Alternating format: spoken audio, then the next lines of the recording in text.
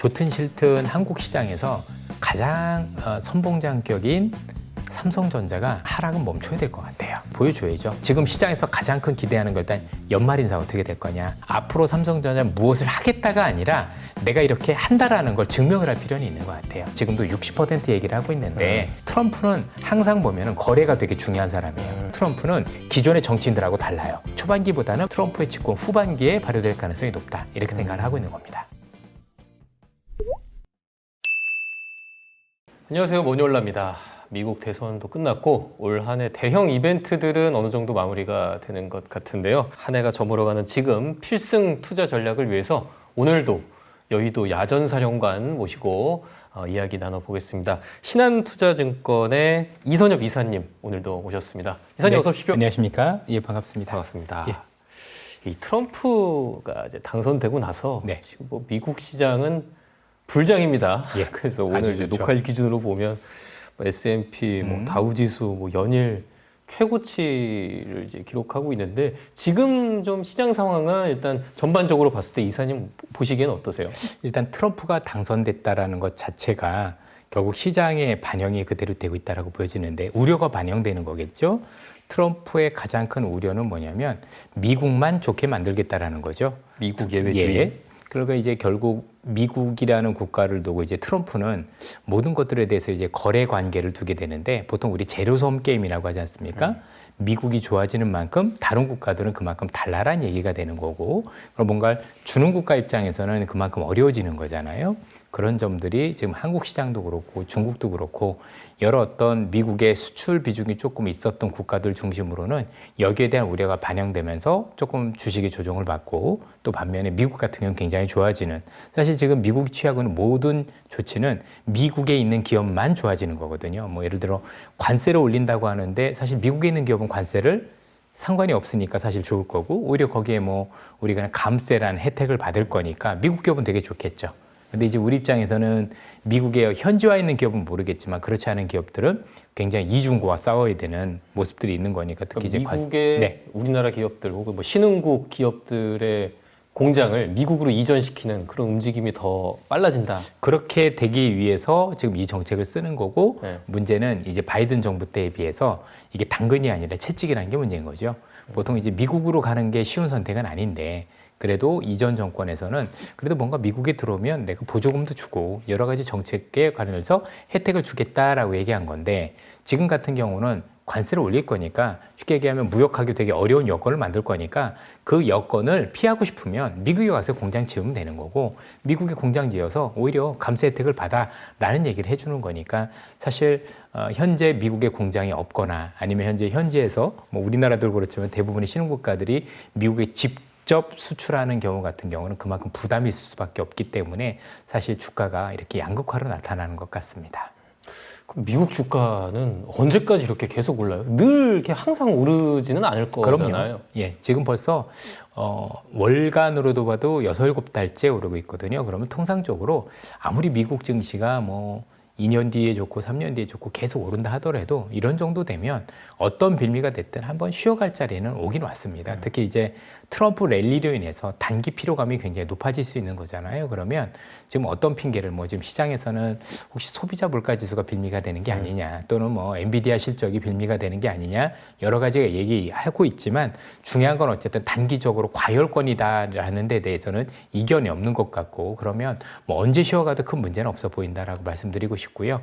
다만 이게 쉬어가는 것 자체가 말 그대로 쉬어가는 거지 뭔가 전체 큰 흐름에 봐서 현재 진행되고 있는 상승세가 꺾였다라고 보기는 어려운 것 같습니다. 이게 좀 중요한 것 같아요. 네. 지금이라도 미국 주식 들어가야 되냐 고민하는 분들 많은데 조금 이사님께서 보시기에는 좀 조심해야 할 시기인 거네요. 뭐 단기적으로만 놓고는 그러는데 사실 그 올해 내내 아니면 지난 몇 년간 우리가 주식 투자를 해오면서 이제는 해외 주식에 대한 선택은 불가피한 선택이 되는 게 아닌가. 그거는 한국이 좋다 나쁘다 이런 개념이 아니라 뭔가 포트폴리오 개념에서도 봐야 될 것 같고요.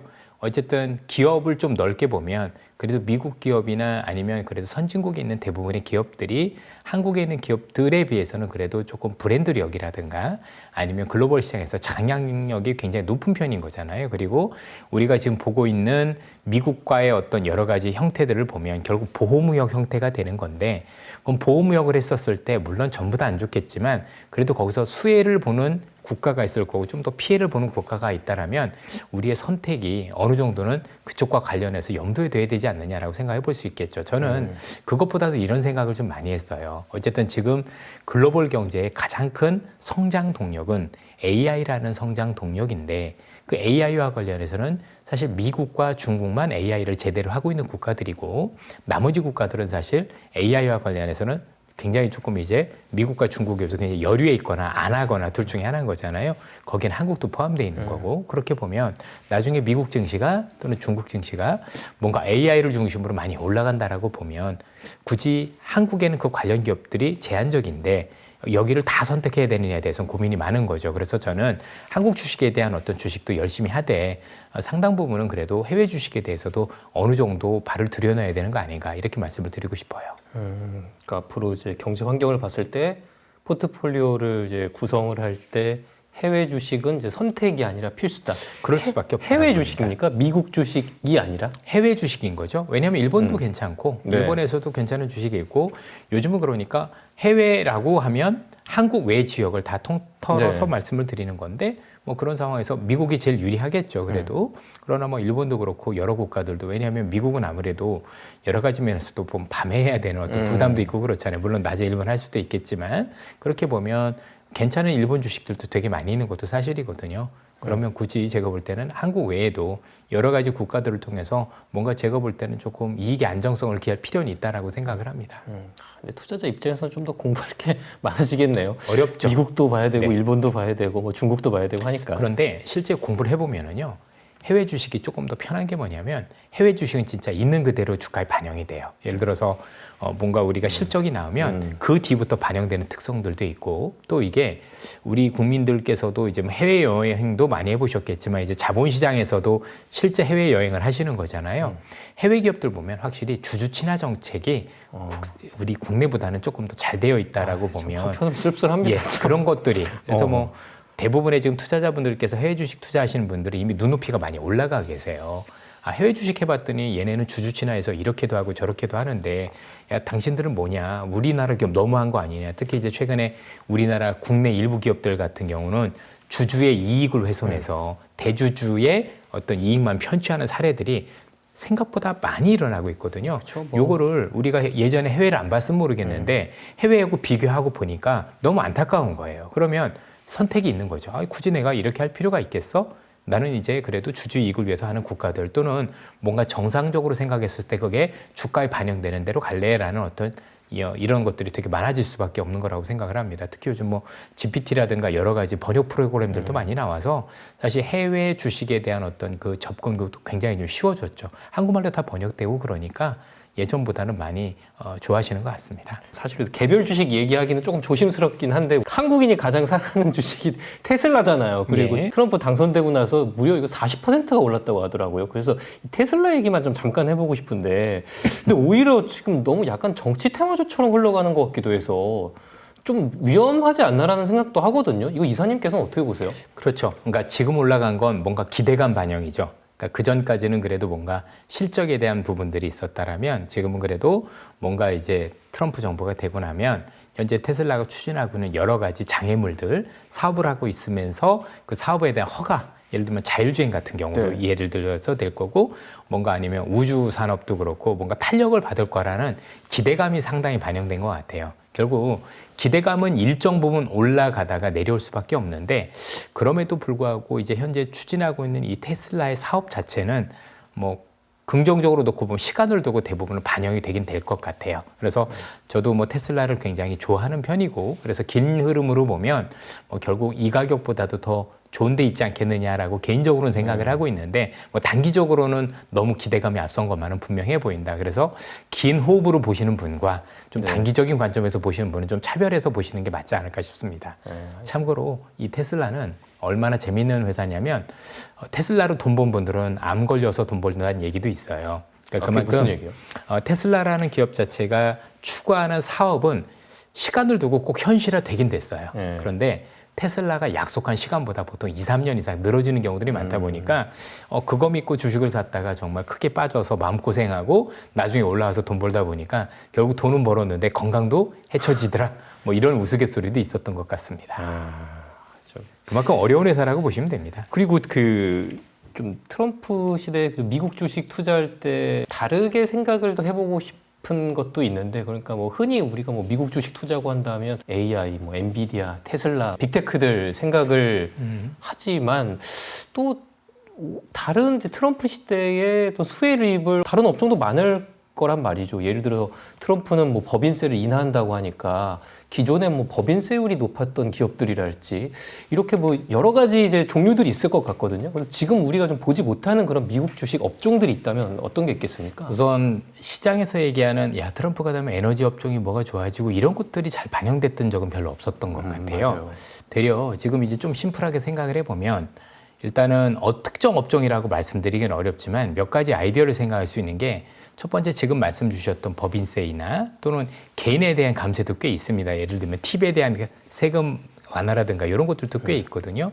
그래서 실제 시장이 굉장히 정확한 게 지금 오르고 있는 지수가 S&P 500이나 나스닥이 아니라 러셀 2000 지수가 제일 많이 올라요. 중소형주. 예. 왜 중소형주가 많이 오르냐면 그 기업들이 대부분 미국 내에서만 장사하는 기업들이 많기 때문이에요. 아까 개인 세금을 인하하면 그만큼 구매력이 높아지니까 법인세도. 그러니까 내수가 조금 이제 활성화되고. 그렇습니다. 왜냐면 이제 대부분의 우리 큰 기업들은 해외 법인들 되게 많거든요. 예. 그런 법인들 같은 그 대상이 안 되는 거잖아요. 그러니까 어떻게 보면 온리 뭔가 미국 내에서 법인세 혜택을 받고 여러 가지 혜택을 받을 수 있는 기업이 보다 유리한 측면에서 놓고 보면 사실 중소형 기업들이 많은 거고, 요게 최근에 시장 지표에서도 반영이 되는 게 우리가 보통 하이힐드 채권이라고 보통 많이 얘기하잖아요. 채권 중에서 조금 약간 부실한 채권. 이제 금리가 좀 높은. 예. 요 그 채권의 지수가 계속 내려가고 있다는 얘기는 그만큼 그 기업들이 되게 우호적이라는 얘기예요. 보통 이 금리가 올라가면 가격이 뛴다는 안 거죠. 좋다는 얘기죠. 그렇죠? 네. 근데 그 채권 금리가 내려온다는 얘기는 이 기업들도 국채화 대비해서 뭐 그렇게 부도날 것 같지 않아. 이런 거니까 그런 것들이 직접적으로 반영되는 게 일단 첫 번째고요. 하이힐드 채권이 인기가 좀 높아지고 있는 거네요. 맞습니다. 네. 예. 일단 그 측면이 있고요. 두 번째 규제 완화예요. 네. 자, 그러면 단순 규제 완화가 아니라 금융에 대한 규제 완화가 있고 거기에 이제 빅테크 기업들의 규제 완화가 굉장히 커지면 의외로 그동안에는 별로 있지 않았던 M&A 활성화 가능성도 굉장히 높아 보인다라는 측면에서 미국의 어떤 분야에서 M&A가 지속될지 모르겠으나 요 관련해서 되게 보실 필요가 있죠. 특히 이제 우리가 금융 쪽의 규제 완화는 되게 중요한 게 바이든 때 굉장히 금융 쪽의 규제를 많이 가했거든요. 근데 이제 이 친구들의 규제가 많이 커지면 조금 더 위험 자산을 많이 안을 수 있는 룸이 굉장히 커집니다. 주식도 주식이겠지만 M&A와 관련해서 뭔가 굉장히 활성화될 수 있을 가능성, 이것도 배제할 수는 없다라고 봐야 되겠죠. 또 하나 생각해 볼 수 있는 게 뭐냐면 결국 트럼프 정책의 어떤 것들을 여러 가지 합을 해보면 결국에는 트럼프 때 금리는 계속 좀 내려가는 그림, 규제는 완화 이렇게 되면 지금 좋아지고 있는 AI 쪽에서 뭔가 획기적으로 약간 버블 가능성, 그러니까 버블이라고 지금 말씀드렸으니 실제 실적이 나온다라기보다는 뭔가 기대감으로 끌어올 수 있는 돈의 힘이 커질 수 있을 가능성, 이런 것도 동시에 염두에 둘 수 있지 않을까라는 생각을 하고 있고요. 마지막으로는 우리가 항상 느끼는 거지만 트럼프가 됐었을 때 또는 바이든도 마찬가지지만 항상 새로운 정권이 들어오면 이 정권들은 뭔가 새로운 수요를 창출하는 사업을 꼭 벌이게 돼요. 그러면 기존에 우리가 알고 있던 사업이 아닌 기존에 잘 올라가지 않았던 사업들 중에서 뭔가 수요를 끌어다니는 그런 어떤 사업이 있을 거잖아요. 예를 들어서 원전도 거기에 해당이 될 수도 있는 거고, 왜냐면 그 이전의 정권에서는 그 정도는 아니었었으니까 뭔가 기존에 올랐던 게 더 오른다 그러면 좀 식상하잖아요. 그리고 좋아도 너무 가격이 비싸기 때문에 뭐 알겠는데 이 가격에 따라 사는 게 맞을까라는 의구심들이 있지만 그동안 별로 움직이지 않았는데 움직일 수 있는 기업들 같은 경우는 제가 볼 때는 새롭게 뭔가 볼 수 있는 아이디어들이 될 수 있는 거죠. 그리고 저는 이렇게도 생각을 해요.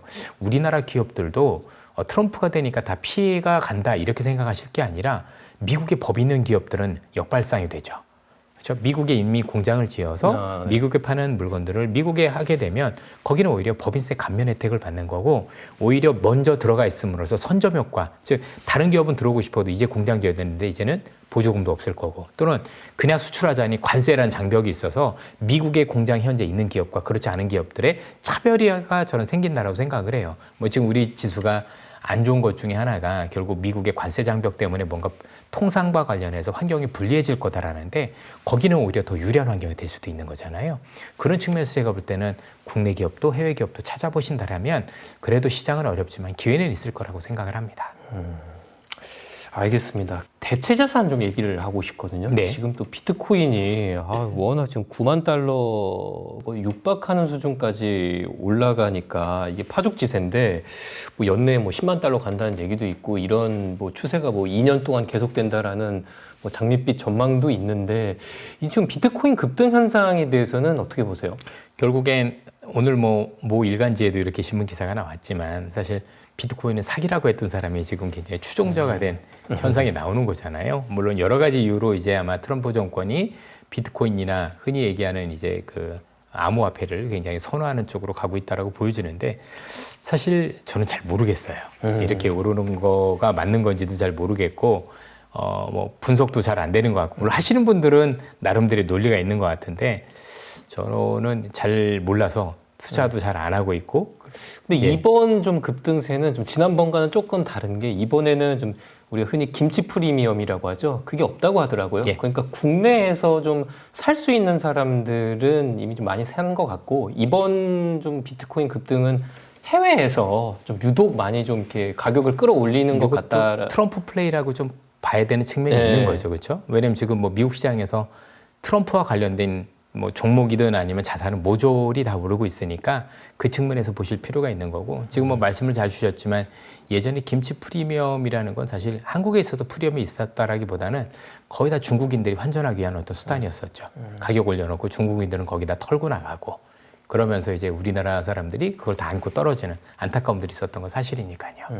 그럼 좀 미국 좀 거시경제 환경 네. 얘기해 보고 싶은데 이 트럼프 시대에 한편에서는 고금리 시대, 고금리 강달러 시대라고 예측하는 분들도 있는 것 같아요. 그러니까 아무래도 좀 관세를 물리니까 물가가 오르고 또 재정 적자 때문에 뭐 국채도 많이 발행하면 좀 금리도 오르지 않을까라고 생각하는 사람들도 있는 것 같거든요. 하지만 이사님께서는 금리는 시장 금리는 내려갈 것 같다. 많이 내려갈 것 네. 같다. 어떤 좀 의견이 여쭤봐도 될까요? 일단 지금이 저는 고점이라고 생각을 하고 있고 뭐 지금 그 시장에서 얘기하시는 고금리가 될 거고 달러 강세가 될 거라는 현재 전망에 제가 반대를 하는 건 아니고요. 중요한 건 현재 트럼프가 정말 그렇게 할까라는 생각을 먼저는 가지고 있어요. 왜냐하면 현재 트럼프가 내놓은 여러 가지 정책들을 보면 허점들이 되게 많은 게 첫 번째 허점은 뭐냐면 대부분의 정책들이 이게 상충돼요.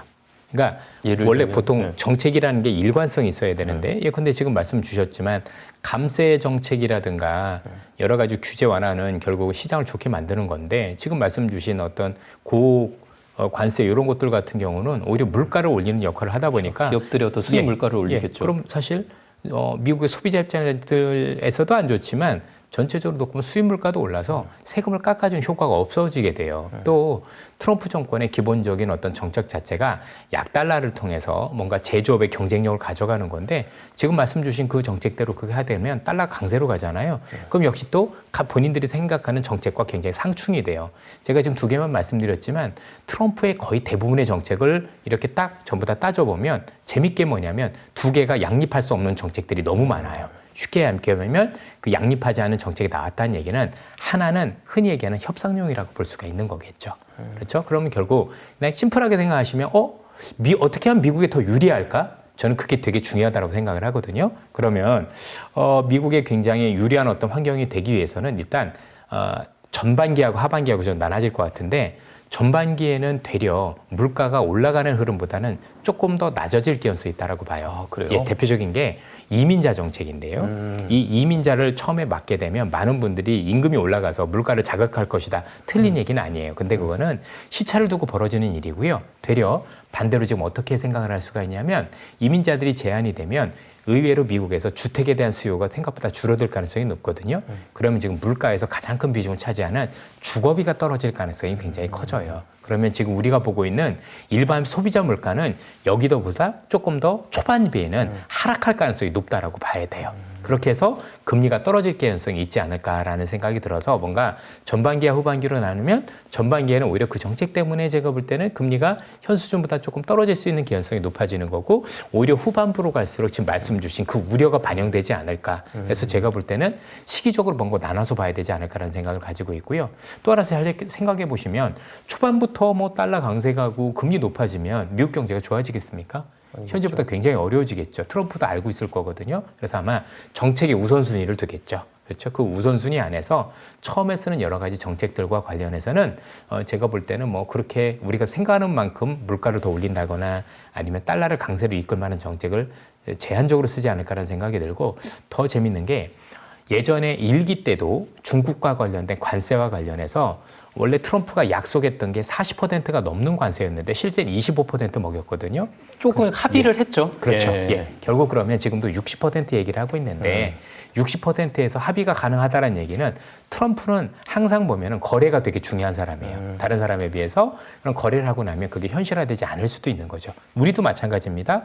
이 보편적 관세라는 게 모든 국가 일괄적으로 먹인다고는 하지만 국가마다 달리할 것 같아요. 어떤 국가는 트럼프한테 선물을 많이 줄 수도 있는 거고 어떤 국가는 못 줄 수도 있는 거면 차별해서 두겠죠. 그러니까 정말 10%를 다 하겠다라가 아니라 내가 이걸 진짜 안 하면 줄 거니까 너희들 와가지고 나하고 거래를 해. 그럼 너희들이 나한테 정말 여러 가지를 많이 사주고 그런다면 내가 요거를 정말 통해서 거래를 할 수 있어라는 게 트럼프의 생각이기 때문에 항상 트럼프는 기존의 정치인들하고 달라요. 뭐 이념 이런 거 진짜 없고요. 나한테 유리해? 그럼 내가 생각 바꿀게. 내가 이런 걸 거래를 했어? 그럼 나도 이만큼 줄게라는 게 트럼프의 방식이에요. 그렇게 생각을 하면 너무 그렇게 우려만 하실 거는 아닌 것 같고 제가 보기엔 어쨌든 초반기에는 앞서 말씀드린 그런 여러 가지 요건들 때문에 일단은 금리는 현 수준보다 조금 내려갈 것 같다. 많이 내려갈 것 같지는 않고요. 제한적인 수준으로 내려갈 것 같다고 보는 거고 오히려 지금 우려하신 그런 부분들이 있다라면 오히려 제가 보기엔 초반이 아니라 오히려 후반부 때 그런 일이 벌어지지 않을까. 그래서 좀 시기를 나눠서 볼 필요가 있는 것 같아요. 그러니까 그 우려는 타당하다. 그러나 그 우려는 초반기보다는 뭔가 트럼프의 집권 후반기에 발효될 가능성이 높다. 이렇게 생각을 하고 있는 겁니다. 알겠습니다. 아까 뭐 중국 관세 얘기 이제 잠깐 하셨지만 맞아요. 이제 1기 트럼프 때도 보면 공약 이행률 봤을 때 그 절반도 안 지킨 걸로 20%대입니다. 아, 그래요? 예, 23%대로 지금 파악이 되고 있고요. 네. 23에서 25% 정도 됩니다. 그러면 관세 지금 중국에다 뭐 60% 물린다고 하지만 그것도 일종의 블러핑일 당연히 가능성이 예. 있고 나중에 뭐 더 낮은 선에서 이제 합의가 될 수도 있겠습니다만 그러면 지금 이제 시장에서 예측하는 거는 중국과 이제 무역 전쟁이 이제 격화되고 더 블록화되고 그렇게 예측은 하고 있습니다만 정작 이제 실상은 그렇게 흘러가지 않을 수도 있겠네요. 그게 속도의 문제인 거죠. 사실 지금 우리는 두 가지를 봐야 되는 게 지금 뭐 미중 간의 갈등이라든가 이런 것들은 방향이잖아요. 그 방향은 계속 간다라고 봐야 되겠죠. 더 계속해서 그거는 뭐 트럼프만 했던 게 아니라 바이든도 그 정책으로 갔었던 거고 이전에 오바마도 마찬가지였던 거고 그래서 큰 방향에 대해서는 그쪽으로 계속해서 간다 정도로만 보시면 될 것 같고 다만 속도 면에서는 조금 차이가 있을 수 있겠다라는 정도로 보여지는 거고 중국 입장에서는 트럼프를 기대하는 게 바이든에 비해서는 그래도 뭔가 우리가 흔히 얘기하는 그죠? 뭐 딜이 가능하지 않겠느냐. 네. 뭐 예를 들어서 우리가 알면 보잉에 비행기를 정말 많이 사준다라면 그리고 농산물을 정말 많이 사준다라면 일정 부분 중국이 숨통을 트일 수 있는 어떤 부분을 열어줄 수도 있는 거잖아요. 그렇죠? 그래서 그런 것들을 좀 기대하고 있는 게 중국의 시각인데 뭐 그건 좀 두고 봐야 되겠지만 어쨌든 전체적으로 중국과 관련된 여러 가지 갈등이나 이런 것들은 방향이 그렇기 때문에 트럼프가 아니라 그 누가 오더라도 그건 그냥 그대로 간다라고 보시면 될 것 같아요. 그럼 지금 중국이 부양책도 많이 내고 있고 또 미국이 약간 좀 숨통을 틔워준다면 지금 중국 경제에 대해서 걱정하는 사람 많은데 어떻게 이사님께서는 그래도 긍정적인 전망도 보십니까? 걱정은 해야죠. 대신에 중국도 미국을 알기 때문에 지금 부양책을 제가 볼 때는 제한적으로 내는 것 같아요. 왜냐하면 지금까지 내는 부양책 보면 10조 위안의 지방정부의 부채 해결 방안을 내놓은 거잖아요. 사실 지방정부 부채를 해결하지 않으면 소비 부양이 쉽지 않거든요. 일단은 기초 작업 정도 했다고 보여지는데 시장에서 기대하는 건 아무래도 뭔가 지금부터 소비 부양이 있어야 되는 거 아니냐라는 얘기를 하는데 이제 우리가 아는 중국 정부는 보겠죠. 왜냐하면 이제 트럼프가 들어와서 이전보다 미국에 대한 수출을 하기가 어려운 여건이 될 수 있는데 그동안에 트럼프가 되기 이전에는 중국이라는 국가가 5%의 성장률을 맞추기 위해서 수출로 맞췄거든요. 억지 수출이긴 하지만 밀어내기 수출, 알리테무 뭐 이런 거 통해서. 그런데 만약에 여기서 수출길이 어느 정도 막힌다라고 생각을 하면 우리가 알고 있는 뭐 성장률 공식에서 수출에 대한 비중을 줄이는 대신에 뭔가는 위로 올려야 되잖아요. 그런데 아시다시피 중국에서 올릴 수 있는 건 내수밖에 없어요. 왜냐하면 투자도 안 돼요. 지금 중국 같은 경우가 미분양 주택이 지금 381만 채나 되기 때문에 일단은 뭐 지어져 있는 것도 안 팔리고 있는데 지금 뭐 주택 건설이나 이런 거 부양해봐야 오히려 의미가 없기 때문에 투자도 안 되면 오로지 해야 될 건 소비 부양밖에 없거든요. 그러니까 지금 트럼프가 집권을 하고 나서 이제는 그동안에 했던 공약 말고 진짜 원하는 수준을 얘기할 거 아닙니까? 그렇죠? 중국 나는 이런 것들을 원해라는 수준이 나오면 거기서 이제 중국과 대화를 시작을 할 거고 그 대화 안에서 분명히 어느 정도 선에서 합의가 될 건데 그게 지금보다 좋아질 수도 있고 나빠질 수도 있겠지만 그 합의된 수준을 바탕으로 해서 아마 내수를 부양하는 정책이 그 뒤에 제가 볼 땐 나올 것 같아요. 한 가지 분명한 건 이전보다 수출 여건이 안 좋아지는 건 분명해 보인다. 그런 측면에서 중국은 이제 수출이라는 성장 동력이 아니라 내수라는 성장 동력을 통해서 사실 경기가 하강하는 걸 막아야 될 필요성이 있다라고 보는 거고 그래서 지금은 팔짱 끼고 트럼프가 진짜 뭘 원하는지 특히 자신들이 이제 딜을 먼저 던져보겠죠. 내가 농산물도 더 사줄 거고 여러 가지 구매를 해줄 건데 어느 정도 풀어줄 거냐. 그 풀어주는 여부에 따라서 제가 볼 땐 부양의 강도가 달라진다 정도로 보시면 되고 그렇게 본다라면 그게 우리 증시에는 전 나쁘지 않을 것 같아요. 아 그래요? 예. 중국이 좀 살아나면 왜냐하면 결국 그쵸. 반도체를 쓸 거니까. 또 외국인들 입장에서는 중국이랑 같이 이제 묶어서 보니까 예. 그래서 오히려 그게 우리 증시에 뭔가 단비가 될 수도 있잖아요. 물론 옛날에 비해서 제가 볼 때도 분명히 중국 좋아지는 만큼 우리가 안 좋아져요. 확실히 이전보다는 그 낙수 효과가 많이 끊어져서 중국이 10이 좋아지면 옛날에 우리도 10이 좋아졌지만 지금 절반도 안 좋아지는 모습들을 보이고 있기 때문에 효과는 제한적이지만 어쨌든 지금보다는 나을 것 같다 정도로 말씀드릴 수 있을 것 같습니다. 우리 시장 좀 얘기해 보고 싶은데 그렇다면 우리 증시가 지금 계속 좀 눌려 있는데 한동안 이게 반등할 만한 요소가 뭐가 있을지가 궁금하거든요. 그래서 아까 이제 이사님께서 어떤 중국 경제의 어떤 뭐 반등 뭐 이런 것들 하나의 또 요소로 제시해 주셨는데 이것 말고도 지금 우리 좀 증시가 좀 살아나려면 어떤 좀 이벤트들이 필요할까요? 우선은 전 두 가지라고 보는데요. 좋든 싫든 한국 시장에서 가장 선봉장격인 삼성전자가 어쨌든 하락은 멈춰야 될 것 같아요.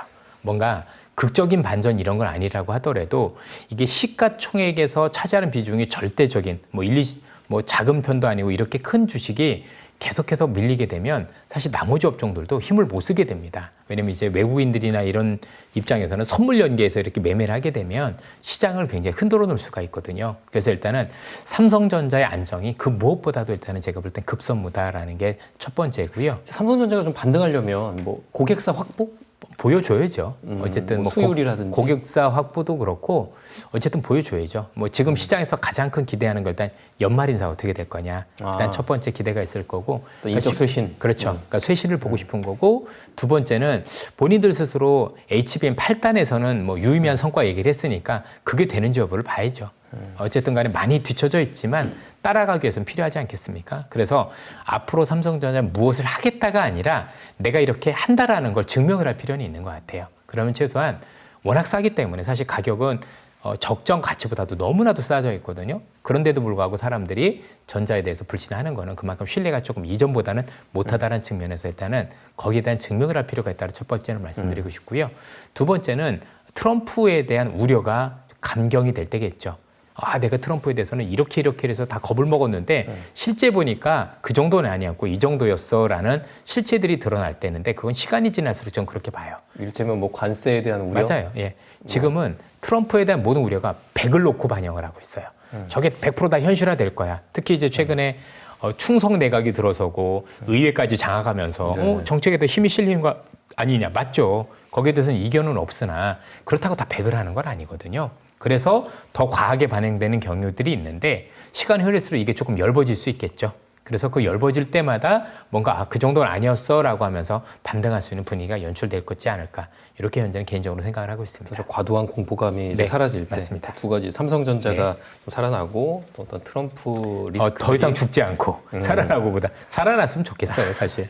너무 안타깝습니다, 진짜. 네. 예. 그리고 이제 마지막으로 요거 그 연말까지 좀 남은 이벤트 중에서 이사님께서 보시기에 좀 중요한 좀 이벤트가 있는지가 궁금하고 아니면은 요즘 뭐 이제 이사님께서 보시는 좀 경제 지표 중에 뭐 물가라든지 고용률이라든지 좀 유심히 보시는 지표가 있다면 어떤 게 있는지 궁금합니다. 사실 가장 중요한 지표는 역시 실업률 지표일 수밖에 없고요. 앞서도 말씀드렸지만 물가가 내려갈 때 고용만 나빠지지 않으면 왜냐하면 이제 지난달에 날씨 탓이다 뭐 여러 가지 기후 탓 때문에 사실 고용이 굉장히 안 좋았잖아요. 근데 그건 또 모르는 거 아니겠습니까? 그런 측면에서 일단은 고용 지표를 봐야 된다라고 일단은 말씀을 드리고 싶고요. 그리고 이벤트들 같은 경우는 역시 중국의 경기 부양이에요. 이게 무한정 미룰 수는 없기 때문에 뭐 트럼프하고 어느 정도 하고 어떤 식의 부양책이 나올 거냐 여부는 전 굉장히 중요하다라고 생각을 해요. 그래서 지금 어쨌든 정책과 관련된 시장이기 때문에 나올 수 있는 정책들에 대해서 뭔가 굉장히 우리가 중요하게 봐야 된다. 특히 이제 트럼프 같은 경우도 현재 당선자 신분으로 있으면서 이제 내년 1월에 정권을 인수하게 되는데 그 이전에 최우선적으로 할 과제들을 미리 우리한테 공개를 해줄 거잖아요. 그럼 이런 과제들과 관련해서 우리가 어떻든 명함을 좀 따져봐서 뭔가 수혜가 될 수도 있고 아니면 국내 증시 피해가 될 수 있는 부분인 거니까 그런 것들에 대한 어떤 부분을 굉장히 봐야 되겠죠. 특히 이전 트럼프 일기 때도 그랬는데 트럼프라는 분이 되고 나면 굉장히 피곤해지는 게 이게 갑자기 본인이 트위터에다 뭘 발표할 때가 되게 많아요. 요즘은 X죠. 그러면 뭔가 정책이라는 게 좀 조율도 되고 아니면 내각에서 발표하고 이런 모습이 아니라 본인이 트위터에 뜩 띄우면 그게 시장에 밤새 반영되는 경우들이 굉장히 많았어요. 그래서 이번에도 아마 트위터나 아니면 본인이 어떤 그 SNS를 통해서 할지는 그건 알 수는 없으나 그런 걸 통해서 소통을 되게 많이 할 거거든요. 그러면 지금부터 당선자 신분으로서 취임 전까지 그 트럼프가 얘기하는 얘기들을 계속 종합해 봐야 돼요. 그러면 거기서 진심이 나와요. 요건 진짜 하겠구나. 요건 요 정도까지 하겠구나. 그런 어떤 정책에 대한 얘기를 먼저 얘기하는 사람이다 보니 거기에 대해서 우리가 선제적으로 뭔가 훑어보고 거기에 대해서 대응할 준비를 하자. 이렇게 말씀드리고 싶어요. 지금 시장에서 가장 궁금해하는 트럼프 정책이라고 한다면 어떤 분야일까요? 뭐 결국 통상무역이죠. 통상무역. 예. 나머지는 뭐 통상무역이라기보다는 뭐 감세냐 이런 거는 뭐 어차피 할 거니까 일단은 통상무역이 첫 번째 중요하고 두 번째는 재정 적자죠. 진짜 저 돈을 다 쓸 건가? 이런 어떤 우려도 있는 거죠.